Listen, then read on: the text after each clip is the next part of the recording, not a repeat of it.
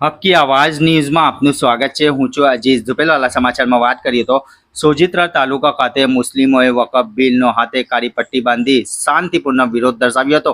જમિયતે ઉલમા હિન્દ આણંદ જિલ્લાના પ્રમુખ મુફ્તી ઇલિયાસ મજાહિરી સાહેબની અપીલ પર આજ રોજ સોજિત્રા તાલુકા ખાતે તમામ મસ્જિદોમાં વકફ એમેન્ડમેન્ટ બિલનો મુસ્લિમ બિરાદરો દ્વારા શાંતિપૂર્વક જમના હાથ પર કાળી પટ્ટી બાંધીને વિરોધ કરવામાં આવ્યો હતો।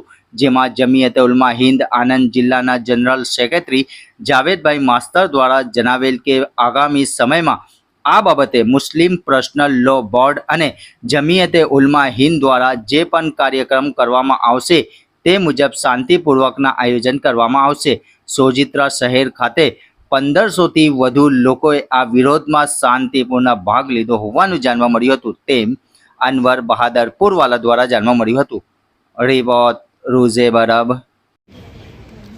આજરોજ મુસ્લિમ પર્સનલ લો બોર્ડ દ્વારા અને જમિયતે ઉલમા હિન્દ દ્વારા એક એલાન કરવામાં આવ્યું કે ભારત સરકાર દ્વારા જે મુસ્લિમ વકફની માલિક અલ્લાહની છે એની વિરુદ્ધમાં જે એમેન્ડમેન્ટ બિલ લાગુ કરવામાં આવ્યું છે એના વિરોધમાં કાળી પટ્ટી બાંધી સમગ્ર દેશના મુસ્લિમો આજે જુમ્માની નમાઝમાં વિરોધ કરેલ છે અને આગામી સમયમાં મુસ્લિમ પર્સનલ લો બોર્ડ અને જમિયતે ઉલમા દ્વારા જે પણ પ્રોગ્રામો આપવામાં આવશે એ કરવામાં આવશે। કારણ કે આ જે બિલ લાવવામાં આવ્યું છે ભારતના બંધારણમાં જે મુસ્લિમોને હક આપવામાં આવે છે, ધાર્મિક સ્વતંત્રના જે હક્કો છે એના વિરુદ્ધમાં હોય।